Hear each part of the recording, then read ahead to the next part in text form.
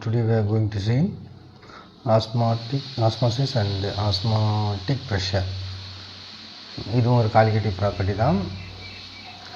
There are many phenomena which were observed in nature or at home. நிறைய phenomenon பார்ப்போம் நம்ம வீட்டில் இல்லை நேச்சராகவே. For example, raw mango shrivel when pickled in brine. Wilted flower revive when placed in fresh water. Blood cell collapse when suspended in saline water. என்ன சொல்கிறாங்க தெரியுதா? பராமங்க வைக்கிறாங்க இல்லையா, அது வந்து பிக்கில் மாற்றுறதுக்காக அந்த சால்ட் வாட்டரில் வச்சாங்கன்னா, பிரைன் வாட்டர் தான் சால்ட் வாட்டர்னு சொல்லுவோம். பிரைன் வாட்டரில் வச்சாங்கன்னா அது அப்படியே வந்து விசிறுவேலாக அப்படியே சுருங்கு போகும்ல, அது மாதிரி சுருங்குது. ஏன் அப்படி சுருங்குது? அடுத்தது wilted flower review when placed in fresh water. நம்ம ஃப்ளவரை அப்படியே எடுத்துகிட்டு வந்துட்டோம்னு வச்சுக்க, கட் பண்ணி எடுத்துகிட்டு வந்துட்டோம்னா அந்த ஃப்ளவரை கொண்டு போயிட்டு தண்ணியில் வச்சோம்னா அப்படியே ஃப்ரெஷ்ஷாக இருக்க மாதிரி தெரியுது. அது ஏன் நடக்குது? பிளட் கொலாப்ஸ், பிளட் செல்லாம் வந்து கொலாப்ஸ் ஆகும். ஏன்னா சலைன் வாட்டர் வெளியில் இருந்துச்சுன்னா, அந்த சலைன் வாட்டரில் சஸ்பெண்ட் பண்ணி வச்சுருந்தோம்னா, உள்ளே அமுக்கி வச்சுருந்தோம்னா ஏன் அது மாதிரி நடக்குது? If we look into this process, we find one thing common in all that is, all the substances are bounded by membranes. This membrane can be of animal, vegetable origin, and these occurs naturally, such as Bick's bladder or parchment, or can be synthetic such as cellophane. So இது எல்லாத்துலேயும் காமனாக நம்ம பார்த்தோம்னு சொன்னோம்னா, ஒரு மெம்பரின் ஒன்று இருக்குது. அந்த மெம்பரின் தான் இதுக்கு முக்கியமான காரணமாக இருக்குது. அந்த மெம்பரின் மேபி அனிமலோடதாக இருக்கலாம், இல்லை வெஜிடபிள் ஆரிஜினாக கூட இருக்கலாம். அதாவது நேச்சுரலாக கிடைக்கிற மெம்பரினில் நல்ல மெம்பரின், நேச்சுரல் மெம்பரின் பார்த்தோன்னா பிக்கோட பிளாடர் இருக்கு இல்லையா, அது கூட நம்ம யூஸ் பண்ணலாம். இல்லைன்னா பர்ச்மெண்ட்னு சொல்கிறாங்க, அதனால் காகித தோல்னு சொல்கிறது. அதுக்கு தமிழில் காகிதத்துலேயே ஆன தோல்னு சொல்லுவாங்களே, அதான் பர்ச்மெண்ட்னு சொல்லுவோம். ஸோ அது கூட நம்ம யூஸ் பண்ணலாம். இது ரெண்டுமே நேச்சுரல். பிக்கோட பிளாடர் எடுக்கிறதும் சரி, பர்ச்மெண்ட் எடுக்கிறதும் சரி, இது நேச்சுரல். ஏன்னா அனிமல்லேருந்து, இது அனிமல்லேருந்து எடுக்கிறோம், இது பிளான்ட்லேருந்து எடுக்கிறோம். அப்படி இல்லைன்னா நம்ம நேச்சுரல் இல்லாமல் சிந்தட்டிக்காக கூட நம்மளே தயார் பண்ணலாம். அது யாராலனா செல்லோபேன் அப்படிங்கிறத வச்சு கூட நம்மளால் தயார் பண்ணலாம். These membranes are to be continuous sheet or film, yet they contain a network of semi-microscopic holes or bores. So இந்த மெம்பரினில் என்ன முக்கியமாக இருக்கும் அப்படின்னு சொல்லி பார்த்தோன்னா, ஒரு கண்டினியூஸ் ஷீட் மாதிரி இருக்கும். அந்த ஷீட்டில் நிறைய ஹோல்ஸ் இருக்கும், அவ்வளோதான் சொல்கிறாங்க. நிறைய ஹோல்ஸ் ஆர் போர்ஸ் சொல்லலாம், அது மாதிரி இருக்குன்றாங்க. Small solvent molecule like water can pass through these holes, but the passage of bigger molecule like solute is hindered. இதில் வந்து யார் உள்ளே போவாங்கன்னா, இப்போ மெம்பரின் இருக்குது, இப்படி மெம்பரின் வச்சுட்டோம், இந்த மெம்பரின் நிறைய சின்ன சின்ன ஹோல்ஸ் இருக்குது அப்படின்னு பார்த்தோம்னா, இங்கே வச்சுருக்கிறோம், இங்கே ஒரு சொல்யூஷன் இருக்குது, இங்கேயும் ஒரு சொல்யூஷன் இருக்குதுன்னு வச்சுப்போம். இங்கேருந்து ரொம்ப சின்ன மாலிகுலாக இருக்கிற வாட்டர் மாதிரியான மாலிகுல்ஸ், வாட்டர் மாதிரி இருக்கிற அந்த மாலிகுல்ஸ் மட்டும் என்ன செய்யும், இங்கேருந்து இங்கே ட்ரான்ஸ்ஃபர் ஆகி போகும். புரிஞ்சா? வாட்டர் மாலிகுல் மட்டும் ட்ரான்ஸ்ஃபர் ஆகி போகும், அதான் சொல்கிறாங்க. பெருசெல்லாம் பிக்கர் மாலிகுல்ஸ் லைக் சொல்யூட்லாம் என்ன செய்யாது, போகாது. இந்த இங்கே வாட்டரில் சால்ட்டும் கரைஞ்சிருக்கு அப்படின்னு சொன்னால் சால்ட்டு போகாது, ஆனால் வாட்டர் மட்டும் போகும். அடுத்தது membranes having this kind of property are known as semi permeable membranes. அந்த மாதிரி ப்ராப்பர்ட்டி உள்ள அந்த மெம்பரின் தான் செமி பெர்மியபிள் மெம்பரின். ரெண்டுத்தையுமே அனுப்பாமல் ஏதாவது ஒன்று மட்டும் அனுப்போம், அதுக்கு பேர் தான் செமி பெர்மியபிள் மெம்பரின் அப்படின்னு சொல்லுவோம்.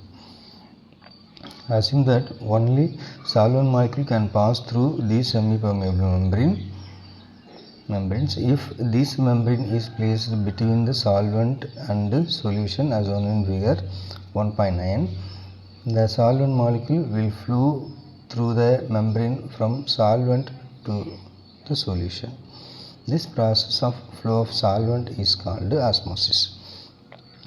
ஆஸ்மாசிஸ்னால் என்னென்னு சொல்கிறாங்க? இப்போ நான் இங்கே என்ன வச்சுருக்கிறேன், ஒரு சொல்யூஷன் வச்சுருக்கிறேன். இங்கே சால்வெண்ட் மட்டும் இருக்கிறதா வச்சுக்கோம். சால்வெண்ட்னா வாட்டர் மட்டும் இங்கே இருக்குது, இங்கே சொல்யூஷன் இருக்குது. இப்போது நடுவில் இந்த மெம்பரின் நான் வச்சுருக்கேன்.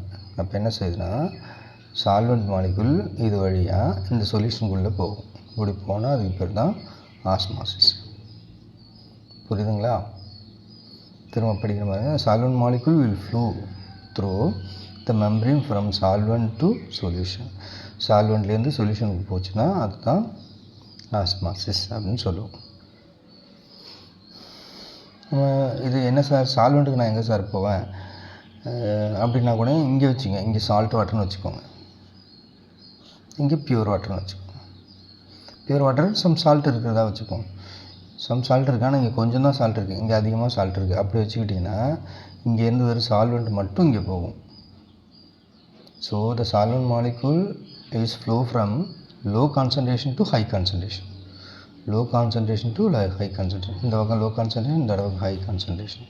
ஸோ லோலேருந்து ஹைக்கு போச்சுன்னா அதுக்கு பேர் தான் சால்வெண்ட் மட்டும் போச்சுன்னா, சொல்யூட் போகாது, சால்வெண்ட் மட்டும் போச்சுன்னா அதுக்கு பேர் தான் ஆஸ்மாசிஸ்ன்னு சொல்லுவோம். அடுத்தது the flow will continue till the equilibrium is attained. எப்போ வரைக்கும் நடக்கும்? ஈக்குலிபிரியம் நடக்கிற வரைக்கும். அதாவது இங்கே இது வந்து லோ கான்சன்ட்ரேஷன், இங்கே ஹை கான்சன்ட்ரேஷன். இங்கேருந்து என்ன செய்ய ஆரம்பிச்சிடும், தண்ணி வாட்டர் மட்டும் சால்வெண்ட் மட்டும் இங்கேருந்து இங்கே ட்ரான்ஸ்ஃபர் ஆகி போயிட்டே இருக்கும், இப்படி ட்ரான்ஸ்ஃபர் ஆகி போயிட்டே இருக்கும். எது வரைக்கும் இது போயிட்டே இருக்குன்னு சொன்னால் இதோட கான்சன்ட்ரேஷனும் ஈக்குவல் ஆகிற வரைக்கும், ஈக்குலிபிரியம் அட்டைன் பண்ணுற வரைக்கும் ரெண்டுமே நடக்கும். அப்போ எட்டில் equilibrium அட்டைன்ட்டுனா though there is no net flow of solvent from here to here or here to here, இங்கேருந்து இங்கே போகாது, இங்கேருந்து இங்கேயும் போகாது. எது வரைக்கும் ஈக்குலிபிரியம் அட்டைன் ஆகிற வரைக்கும் நடக்கும்.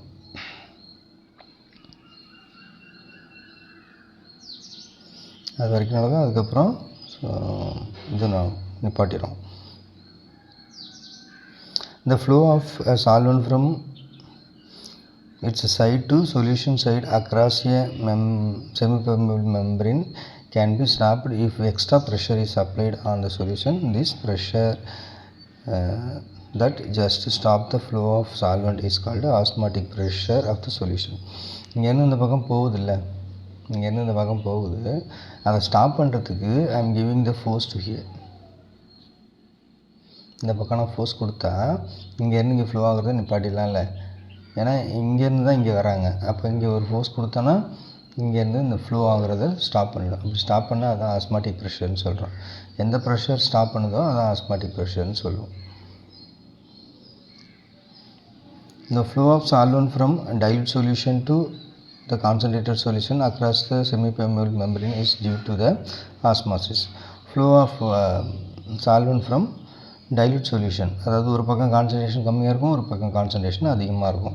ஸோ இப்போ கம்மியாக இருக்கிற இடம் தான் டைல்யூட்டட் சொல்யூஷன் சொல்லுவோம். இப்போ டைல்யூட்டட் சொல்யூஷன்லேருந்து கான்சன்ட்ரேட்டட் சொல்யூஷனுக்கு மெம்பரின் வழியாக போணுச்சுன்னா அதுக்கு பேர் ஆஸ்மாசிஸ்ன்னு சொல்லுவோம்.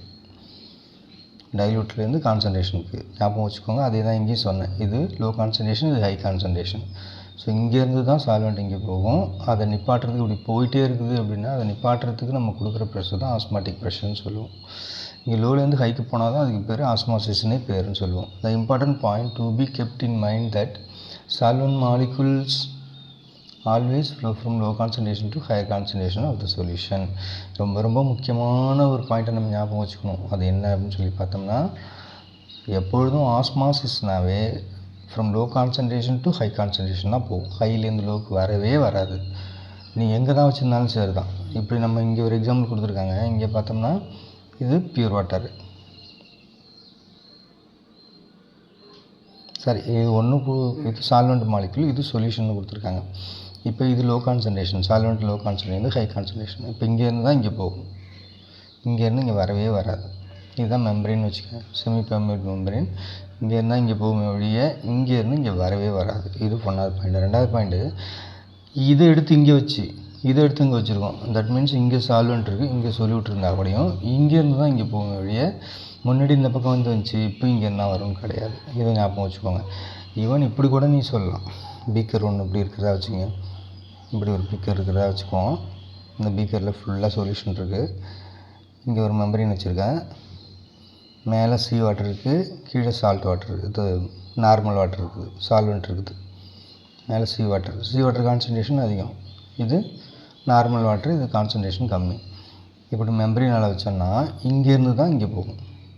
கீழே இருக்குது மேலேருந்து உள்ளே தான் கீழே வரும்லாம் கிடையாது. ஏன்னா இது ஆஸ்மாசிஸ். ஆஸ்மாசிஸ்னால் ஒரு மெம்பரின் வழியாக லோ கான்சன்ட்ரேஷனாக ஹை கான்சன்ட்ரேஷனுக்கு போகும். இங்கேருந்து இங்கே வரமாட்டாங்க. புரிஞ்சுக்கிட்டிங்களா? மேலே இருக்குது கீழே இருக்குங்கிற கதையே கிடையாது. லோ கான்சன்ட்ரேஷன் ஹை கான்சன்ட்ரேஷன் புரிஞ்சுன்னா அது ஆஸ்மாசிஸ். புரிஞ்சிருக்குன்னு நினைக்கிறேன். இதுக்கப்புறம் அதில் நம்ம இருக்க வேண்டாம், தொங்கிட்டு இருக்க வேண்டாம். The osmotic pressure has been found to depends on the concentration of solution. Osmotic pressure அப்படிங்கிறது கான்சன்ட்ரேஷனை பொறுத்து தான் இருக்குது. எந்த அளவுக்கு அதோட கான்சன்ட்ரேஷன் இருக்குது அப்படிங்கிறது பொறுத்து தான் இருக்குது. ஆஸ்மோட்டிக் ப்ரெஷர் அந்த அளவுக்கு கொடுத்தோம்னா நம்ம ஸ்டாப் பண்ணலாம். ஆஸ்மோட்டிக் ப்ரெஷர் என்னென்னா the pressure which stop the flow of low concentration to high concentration. ஞாபகம் வச்சுக்கோங்க. The osmotic pressure of the solution is excess pressure that must be applied to the solution to prevent the osmosis. Osmotic pressure என்னென்னா ஆஸ்மாசிஸை தடுக்க போகிறோம், prevent பண்ண போகிறோம். ஏன் சரி எதனா எப்படி தடுப்போம்? எக்ஸஸாக ப்ரெஷர் கொடுத்து. முன்னாடி நார்மலாக இங்கேருந்து இங்கே ஃப்ளோ ஆகிட்டு இருந்திருக்கும். இது ஒரு லைட்டாக இந்த இடத்துல ஒரு ப்ரெஷர் கொடுத்து நம்ம என்ன செய்வோம், இந்த இடத்துல ஒரு ப்ரெஷர் கொடுத்தோம்னா இங்கேருந்து இங்கே ஃப்ளோ ஆகிறத தடுத்துடலாம். அது ஆஸ்மாட்டிக் ப்ரெஷர்னு சொல்லுவோம். அது யாரை பொறுத்து இருக்குன்னா அதோட கான்சன்ட்ரேஷனை பொறுத்து இருக்குது. That is to stop the passage of solvent molecule through semi-permeable membrane into the solution. This is illustrated in figure 1.10. Osmotic pressure is colligative property as it depends on the number of solute molecule and not on their identity. இதுவும் தான் நான் உங்களுக்கு already சொல்கிறேன். So இந்த pressure அப்படிங்கிறது யார் base பண்ணி இருக்குன்னா நம்பர் ஆஃப் சொல்யூட் எங்கே இருக்குது, இங்கே இருக்கிறது இல்லையா, நம்பர் ஆஃப் சொல்யூட் எவ்வளோ இருக்குது அப்படிங்கிறத பொறுத்து தான் இருக்குது. இதை பொறுத்து தான் இங்கேருந்து பேசேஜும் இருக்கும். இங்கே அதிகமாக இருந்துச்சுன்னா பேசேஜும் அதிகமாக இருக்கும். ஆமானா இல்லையா? இது சால்ட் சொல்யூஷனாக வச்சுப்போம், இது நார்மலான வாட்டர்னு வச்சுப்போம். இங்கே சால்ட் சொல்யூஷன் அதிகமாக இருந்தால் வாட்டர் மாலிக் இங்கேருந்து அதிகமாக தானே வந்தாகணும். ஏன்னா கான்சன்ட்ரேஷன் அதிகமாக இருக்குங்க. அதை சரி பண்ணுறதுக்கு இங்கே வந்துக்கிட்டே தான் இருக்கும். நடக்குமா நடக்காதா? கண்டிப்பாக நடக்கும். ஸோ அது யாரை பொறுத்து தான் இருக்குது? சொல்யூட் பார்ட்டிகளை பொறுத்து தான் இருக்குது. கான்சன்ட்ரேஷன் ஆஃப் சொல்யூட் தான்.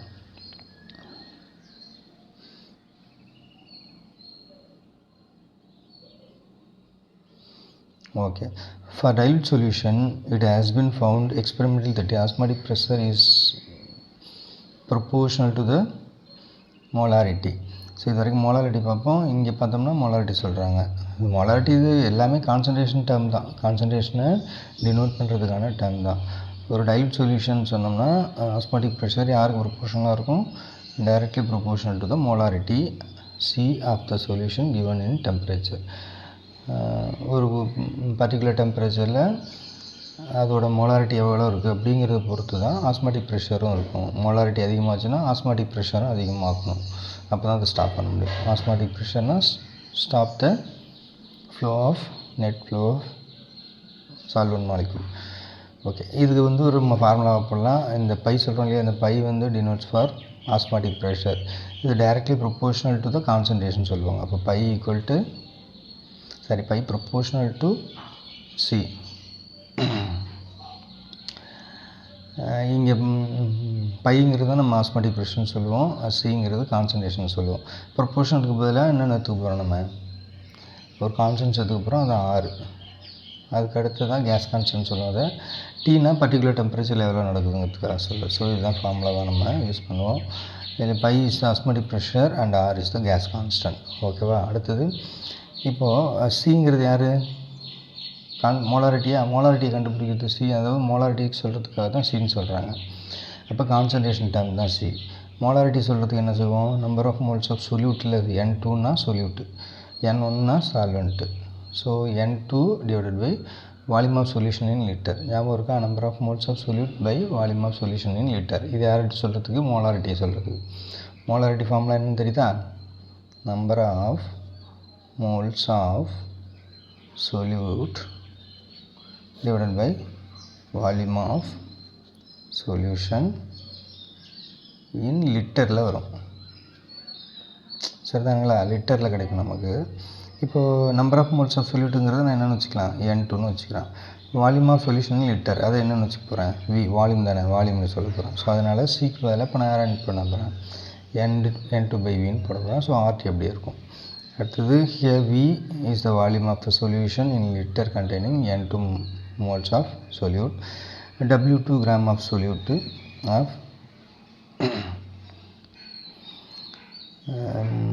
molar mass M2 is present in the solution.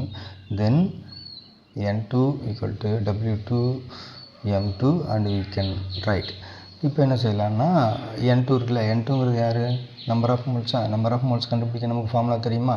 சொல்யூட்டோட number of moles mass by molar mass அதானே. நம்பர் ஆஃப் மோல்ஸ் கண்டுபிடிக்கிறதுக்கு என்ன ஃபார்முலா யூஸ் பண்ணுவோம்? Mass by molar mass. யாரோட மாஸு? W, அதாவது N2. 2னா சொல்யூட்டோட மோலார் மாஸை நம்ம என்ன எடுத்துவோம்? மாஸை W2ன்னு எடுப்போம். அதே மாதிரி இவங்கள மோலார் மாஸை M2ன்னு எடுப்போம். ஸோ அப்போ யாருக்கு பதிலாக? N2க்கு பதிலாக W2/M2 அப்படிங்கிறத நம்ம போடலாம். W2/M2 அப்படின்னு நம்ம எழுதலாம். அதனால தான் இங்கே கொண்டு வந்து எழுதியிருக்காங்க. இப்போ W2/M2 அப்படின்னு எழுதியிருக்காங்க. ஏன்னா N2க்கு பதிலாக நம்ம யாரை யூஸ் பண்ணலாம்? இந்த யூஸ் பண்ணிக்கலாம். அதே மாதிரி இங்கே டிவைடில் V இருக்கும்ல, அந்த V எங்கே எடுத்துகிட்டு போயிடுவாங்க? இந்த பக்கம் எடுத்துகிட்டு போயிருக்காங்க. ஸோ இப்போ இதுலேருந்து நம்ம M2 வேணும்னா M2 அந்த பக்கம் எடுத்துகிட்டு போயிடலாம், இவங்களை அப்படியே இந்த பக்கம் எடுத்து வந்துடலாம். அதுதான் கீழே இருக்குது.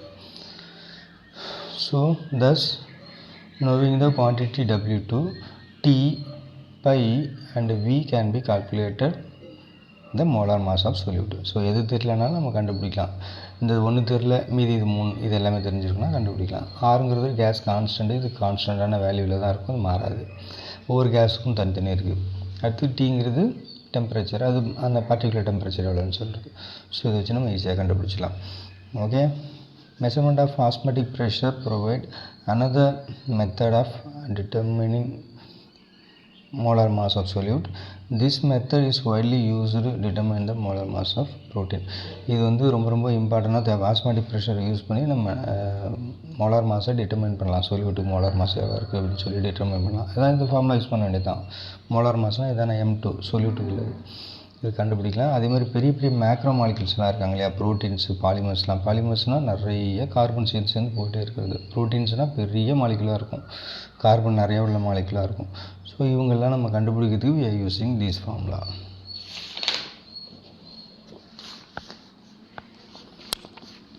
இது உள்ள கொஞ்சம் பெரிய டாபிக் தான். அடுத்தது மேக்ரோ மாலிகுல்ஸ். இந்த osmotic pressure method has the advantages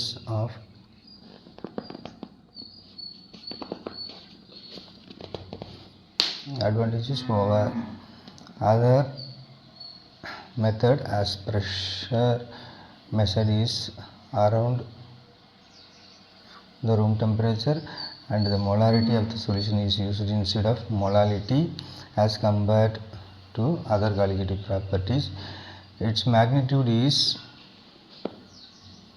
large, even very dilute solution.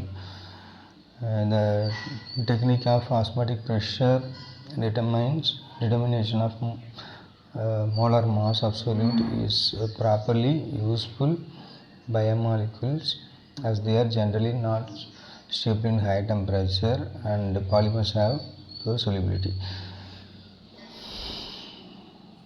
So இந்த பேரால் என்ன சொல்கிறாங்க அப்படின்னு சொல்லி பார்த்தோன்னா, ஆஸ்மாட்டிக் ப்ரெஷர் மெத்தடை நம்ம முன்னாடி வேறு சில கான்சன்ட்ரேஷன் நம்ம கண்டுபிடிக்கும் போது, குவாலிட்டேட்டிவ் ப்ராப்பர்ட்டி கண்டுபிடிக்கும் போது எல்லாத்துலேயுமே மொலாலிட்டி யூஸ் பண்ணோம். ஆனால் இங்கே யாரை யூஸ் பண்ணுறோம்? மொலாரிட்டி அப்படிங்கிறத யூஸ் பண்ணுறோம். ஏன்னா அங்கெல்லாம் டெம்பரேச்சர் வேரி ஆகும், இங்கே ரூம் டெம்பரேச்சரில் இருக்கிறத கூட நம்மளால் கண்டுபிடிக்க முடியும். ஸோ இது ஒரு மெயினான பாயிண்ட்டுங்கிறதுனால தான் நம்ம மொலாரிட்டி யூஸ் பண்ணுறோம். Molality instead of molality we are using molarity here. அது ஞாபகம் வச்சுக்கோங்க. நெக்ஸ்ட்டு இதை பார்த்தோம்னா வெரி டைல்யூட் சொல்யூஷனில் கூட இதை கண்டுபிடிக்க முடியும், குவாலிட்டேட்டிவ் ப்ராப்பர்ட்டி. அது ஒன்று முக்கியமான விஷயம். அடுத்து இங்கே பார்த்தோம்னா ஆஸ்மாட்டிக் ப்ரெஷர் மூலிமா தான் மோலார் மாஸை கண்டுபிடிக்கலாம். யாருக்குன்னா பெரிய பயோமாலிகுல்ஸ்கெல்லாம். ஏன் அப்படின்னு சொல்கிறாங்கன்னா, இது எப்பொழுதும் ஹை டெம்பரேச்சரில் ஸ்டேபிளாகவே இருக்க மாட்டாங்க. ஹை டெம்பரேச்சர் கொடுத்தா தானே நம்ம கண்டுபிடிக்க முடியும். இங்கே ஹை டெம்பரேச்சர் கொடுத்தா இவங்க ஸ்டேபிளாக இருக்க மாட்டாங்க ஒன்று. அதே மாதிரி சொலிபிலிட்டி பார்த்தோன்னா இப்போ பூராக இருக்கும், வாட்டர்லலாம் சொலிபிள் ஆகாது. அப்போது அது ஒரு பெரிய பிரச்சனை. அதுக்காக தான் நம்ம யாரை யூஸ் பண்ணுறோன்னா, மோலார் மாஸ் ஆஃப் பயோமாலிகுல்ஸை கண்டுபிடிக்கிறதுக்கு we are using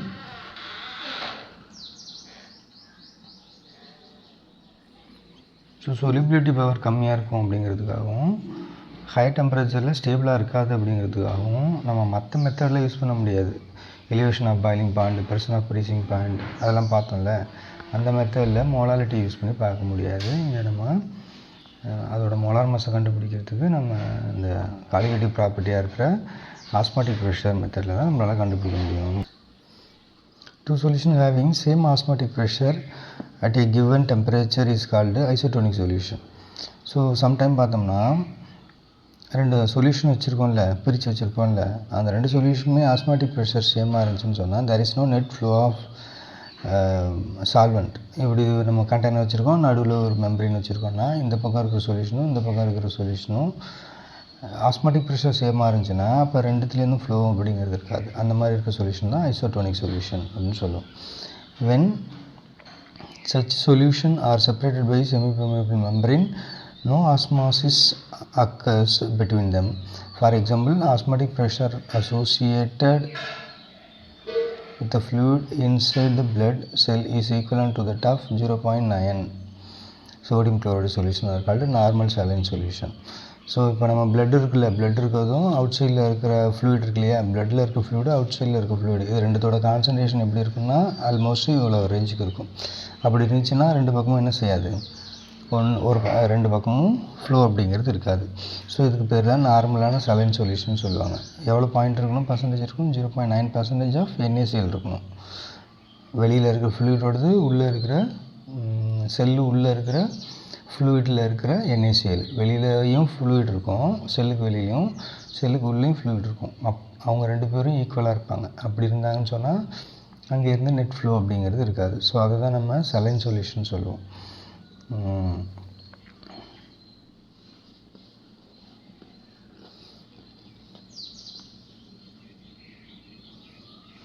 On the other hand, if we place the cell in a solution containing more than 9 sodium chloride, இப்போ ஒருவேளை அந்த செல்லை எடுத்து 0.9க்கும் மேலே இருக்கிற, அதாவது சோடியம் குளோரைடு 0.9க்கும் மேலே இருக்கிற இடத்துல வச்சோம்னா அப்போ என்ன நடக்கும், water will flow out of the cell and the would shrink ஆகுமா இல்லையா. இப்போ நல்லா ஞாபகம் வச்சுக்கோங்க, இந்த இடம் இருக்குன்னு வச்சுக்கோங்க, இந்த இடத்துல இதுதான் நான் வைக்க போகிற இடம், இந்த இடம் ஃபுல்லாக ஃப்ளூயிட் இருக்குது. இந்த ஃப்ளூயிட் வந்து நான் இங்கே ஒரு செல்லு வச்சுட்டேன், இதுதான் செல்லுன்னு வச்சுக்கோங்க, என் பாடியோட செல்லு. இந்த செல்லில் சால்ட்டோட கண்டென்ட்டு 0.9 இருக்குது, இதோட கண்டென்ட்டும் 0.9 இருக்குது. இது எடுத்து இங்கே கொண்டு போய் வச்சோம்னா இங்கேருந்து இங்கேயோ இல்லை இங்கேருந்து இங்கேயோ எந்த ஃப்ளோவும் இருக்காது. ஸோ இப்போ இங்கே நான் செல்லை வச்சுட்டா கூடயும் எந்த ஃப்ளோவும் இருக்காது எனக்கு. ஒரு வேளை இங்கே உள்ளதில் 0.9க்கு மேலே சால்ட் இருக்குது, ஆனால் நான் வைக்கிற செல்லில் 0.9 தான் இருக்குது. அப்படின்னா என்ன நடக்கும், இங்கேருந்து இங்கே ஃப்ளோ ஆரம்பிச்சோம்னா செல்லுலேருந்து சால்வெண்ட் மட்டும், தட் மீன்ஸ் வாட்டர் மாலிகுல்ஸ் மட்டும் என்ன செய்ய ஆரம்பிச்சிடும், ட்ரான்ஸ்ஃபர் ஆகி நம்ம செல்லோட செல் வால் இருக்கு இல்லையா, செல் மெம்பரின் இருக்கு இல்லையா, membrane is act as a semi permeable membrane. So அது வழியாக என்ன செய்ய ஆரம்பிச்சிடும், வாட்டர் ஃப்ளோ ஆகி செல்லுக்கு வர அந்த ஃப்ளூயிடுக்கு வர ஆரம்பிச்சிடும். அப்போ ஆஃப்டர் சம் டைம் இது நடந்துகிட்டே இருந்துச்சுன்னா என்ன செய்யும், சுத்தமாக நம்ம உடம்புல அப்படியே செல்லு சுருங்க ஆரம்பிச்சிடும். அதான் ஷ்ரிங்கேஜ்னு சொல்கிறாங்க. புரியுது அவங்களுக்கு? 0.9க்கும் மேலே இருக்கிற ஃப்ளூயிடில் செல்லை கொண்டு போய் வச்சா ஷ்ரிங்கேஜ் நடக்கும். இது ஃபஸ்ட் பாயிண்ட். அடுத்தது such solution is called hypertonic solution சொல்லுவாங்க. அதாவது ஷ்ரிங்கேஜ் நடக்கும் செல்லில். அப்படி இருந்துச்சுன்னா அப்போ செல்லோட கான்சன்ட்ரேஷன் கம்மியாகும், அவுட்டரில் இருக்க ஃப்ளூயிடோட கான்சன்ட்ரேஷன் அதிகமாக இருந்தால் அப்போ ஷ்ரிங்கேஜ் நடக்கும். அது ஹைப்பர்டோனிக் சொல்யூஷன் சொல்லுவோம். If the salt concentration is less than 0.9, வெளியில் இருக்க சால்ட்டோட கான்சன்ட்ரேஷன் 0.9க்கும் கம்மியாக இருக்குது, the solution is said to be hypertonic solution.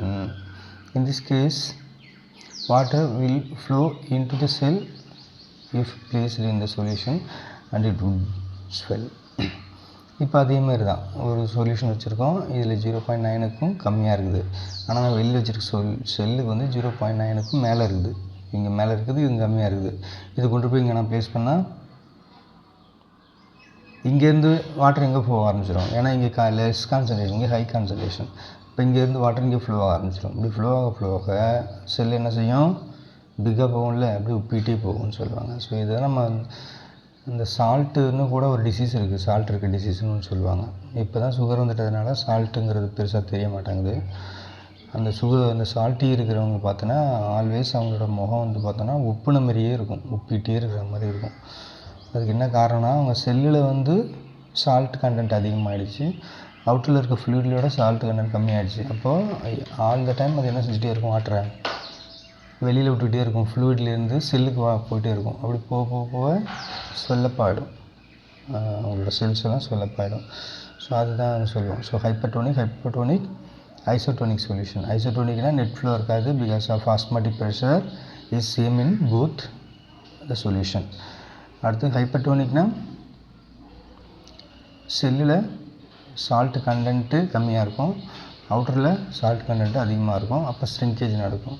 ஹைப்போடோனிக்னா செல்லில் சால்ட் கண்டென்ட் அதிகமாகவும் அவுட்டரில் சால்ட் கண்டென்ட் கம்மியாகவும் இருக்கும், அப்போ வெளியிலேருந்து உள்ளே போச்சுன்னா அப்போ ஸ்வெல்லப் இருக்கும். ஸோ ப்ராப்ளம்லாம் வேணும்னா நீங்கள் எனக்கு மெசேஜ் பண்ணுங்கள், நான் கண்டிப்பாக உங்களுக்கு ப்ராப்ளம் சால்வ் பண்ணி தரேன். Okay, the phenomenon mentioned in the beginning of this section can be explained on the basis of osmosis. Raw mango placed in concentrated solution losses water by osmosis. Shrivel into pickle. Wilted flower review when placed into fresh water. Carrot that has become limp because of water loss into the atmosphere can be placed into the water making it films once again. இது எல்லாமே சொல்கிறாங்க, இதுக்கு முன்னாடி நம்ம பார்த்தோம்ல, இதெல்லாம் அதனால தான் அப்படின்றாங்க. ராமங்கு எதனால் ஸ்ரிவேல் ஆகுது, லாஸ் இன் வாட்டர். அதே மாதிரி வில்டர் ஃப்ளவர் திடீர்னு அப்படியே ஃப்ரெஷ்ஷப் ஆகிறதுக்கும் வாட்டர் தான், ஆஸ்மாசிஸ் தான். அடுத்தது கேரட் 10 நாள் ஒரு மாதிரி 2-3 நாள், ஒரு நாளைக்கு மேலே 2 நாளைக்கு மேலே வச்சுருந்தா ஒரு மாதிரி இப்படி ஃப்ளெக்சிபிளாக இருக்கும்ல, அப்படியே வளைஞ்சிட்டு போகும்ல, அதுக்கு அடிக்கடி என்ன செஞ்சுட்டு இருப்பாங்க, அடிக்கடியில் இப்போ வெஜிடபிள் ஷாப்லலாம் பார்த்தீங்கன்னா ஆல்வேஸ் அதை ஈர துணியை போட்டு அப்படி மூடி வச்சுருப்பாங்க. அந்த ஈர துணி போட்டு மூடி வச்சுருந்தாங்கன்னா அது ஸ்ட்ரிப்பாகவே அப்படி இருக்கும், அதுக்காக தான். ஸோ அந்த மாதிரி இந்த இதெல்லாம் water will move in to it's sell through osmosis. ஆமாம், வாட்டர் செல்ஸுக்கு போகிறதும் ஆஸ்மாசிஸ் வழியாக தான். when placed in water containing less than 0.1 salt, the blood cells will due to the flow of water in them by osmosis. இதுவும் நம்ம already பார்த்தோம். வாட்டர்லேருந்து செல்லேருந்து water வெளில வருது, இல்லை செல்லுக்கு வாட்டர் போகிறது, இது எல்லாமே 0.9 கான்சன்ட்ரேஷனை வச்சு தான். இது அந்த பர்சன்டேஜ் நல்லா ஞாபகம் வச்சுக்கோங்க. People taking a lot of salty or salty food experience water retention. Then the tissue cells intercellular space because of osmosis. The result buffiness or swelling is called edema. So அதான் வாட்டர்லேருந்து salt நம்ம அதிகமாக சாப்பிட்றதுனால ஸ்வெல்லப்பாகும் இல்லையா, அந்த ஸ்வெல்லப்பை தான் நம்ம என்ன சொல்லுவோம், எடெமான்னு சொல்லுவோம். அடுத்தது water movement from soil into plants root and subsequently into upper portion of the plant is partially due to osmosis. பிளான்ட்ஸில் வாட்டர் மேலே போகிறது, மேலே அதாவது அப்சர்வ் பண்ணுறது, ரூட்டால் அப்சர்வ் பண்ணப்படுறது, அப்புறம் அப்சர்வ் பண்ணது இப்போ எல்லா பார்ட்ஸுக்கும் போகிறது எல்லாமே ஆஸ்மாசிஸ் தான். The prevention of meat by salting and of fruit by adding sugar product protect against bacterial action. So அதே மாதிரி நம்ம சால்ட் பண்ணி வைப்பாங்கல்ல, மீட்டு வேறு ஊருக்கு எடுத்துகிட்டு போகிறதுக்கு, இல்லை மீட்டை வந்து பத்திரமா வச்சுக்கிறதுக்கு, அடுத்து ஃப்ரூட்ஸை வந்து சுகர் ஆட் பண்ணி வைக்கிறது, இது எல்லாத்துக்குமே என்ன காரணம்னு சொன்னோம்னா யாரை ப்ரிவெண்ட் பண்ணுமா, பாக்டீரியல் ஆக்ஷனை ப்ரிவெண்ட் பண்ணிவிடும். அதனால தான், அதுக்கு தான் வைக்கிறாங்க. Through the process of osmosis the bacterium or salted meat or candied fruit loss water shrivel and dies. இப்போ பாக்டீரியா இருக்குதுன்னு வச்சுக்குவோம், நம்ம ஒரு மீட் வச்சுருக்கோம், அதில் பாக்டீரியா இருக்குதுன்னு வச்சுக்குவோம். அப்படி இருக்கிறது என்ன செய்யணும், நம்ம சால்ட்டை வச்சதுனால அவுட்டரில் சால்ட் அதிகமாக இருக்குது, பாக்டீரியா கிட்ட சால்ட்டு கம்மியாக இருந்துச்சுன்னா அப்போ பாக்டீரியா என்ன செய்ய ஆரம்பிச்சிடும், வாட்டர் லாஸ் பண்ணும்ல, ஏன்னா சால்ட்டு கம்மியாக இருக்குது, அதுக்கிட்ட வாட்டர் லாஸ் பண்ணும். வாட்டர் லாஸ் பண்ணிகிட்டே இருந்துச்சுன்னா ஒரு ஸ்டேஜில் வாட்டரே அது உடம்புல இல்லை, அப்போ டை ஆகிடும். ஸோ அந்த ப்ராசஸ்க்காக தான் சால்ட்டட் மீட்லாம் வைக்கிறாங்க. அடுத்ததாக சிம்பிளாக சொல்லணும்னா டைம் அதிகமாச்சு, அதனால் இது வந்து சிம்பிளாக சொல்லிவிடும். ஆஸ்மாசிஸ் பார்த்தோம்னா இது ரிவர்ஸ் ஆஸ்மாசிஸ் சொல்லுவோம். ஆஸ்மாசிஸ்னால் என்ன அர்த்தம், இது ஃப்ரெஷ் வாட்டர், இது சால்ட் வாட்டர். ஆஸ்மாசிஸ்னால் இங்கேருந்து எங்கே போகும், இங்கேருந்து இங்கே தண்ணி போகும். ரிவர்ஸ் ஆஸ்மாசிஸ்னால் என்ன செய்யணும், இங்கேருந்து இங்கே தண்ணி போகும். இது நார்மலாக நடக்குமா, கண்டிப்பாக நடக்காது. இது நடக்கும்னா வி கிவிங் எ ப்ரெஷர். எங்கே ப்ரெஷர் கொடுக்குறாங்கன்னு பாருங்கள், ஒரு பிஸ்டன் வைக்கிறாங்க, இது வழியாக ப்ரெஷர் கொடுப்பாங்க. இப்படி ப்ரெஷர் கொடுத்தாங்கன்னா ஆஸ்மாட்டிக் ப்ரெஷரை தாண்டி கொடுக்கணும். ஆஸ்மாட்டிக் ப்ரெஷர்ஸ்னால் இங்கேருந்து இங்கே போகும், அதான் ஆஸ்மாட்டிக் ப்ரெஷர்னு சொல்லுவோம். இங்கே ஆஸ்மாட்டிக் ப்ரெஷரையும் தாண்டி இங்கே ப்ரெஷர் கொடுத்தீங்கன்னா அப்போ இங்கேருந்து இங்கே ப்ரெஷர் இங்கே வரும். இங்கே வர்றதுனால ஃப்ளோ இங்கேருந்து இல்லையா, அது மாறி இப்போ இங்கேருந்து இங்கே போகும். சால்ட்லேருந்து இங்கே வரும். இப்போவும் சால்ட்டு போகாது, வெறும் சால்வெண்ட் மட்டும்தான் ட்ரான்ஸ்ஃபர் ஆகும். அப்படி போகிறது தான் நம்ம ரிவர்ஸ் ஆஸ்மாசிஸ்ன்னு சொல்லுவோம். இங்கேருந்து இங்கே போனால் ஆஸ்மாசிஸ், இங்கேருந்து இங்கே வந்தால் reverse osmosis when applying a pressure with the help of piston. Okay, இதான் இதில் இருக்கும். த்ரூ மெம்பரின் தான், செமி பெர்மியபிள் மெம்பரின் தான் இருக்கும். ப்ரெஷர் மட்டும் கொடுப்போம், ரெண்டுத்துல உள்ள வித்தியாசம் அவ்வளோதான். இங்கேருந்து ப்ரெஷர் கொடுத்தோம்னா ரிவர்ஸாக நடக்கும். அப்படி நடக்கிறது தான் ரிவர்ஸ் ஆஸ்மாசிஸ்ன்னு சொல்லுவாங்க. ஓகே, இது புரியும்னு நினைக்கிறேன். தேங்க்யூ.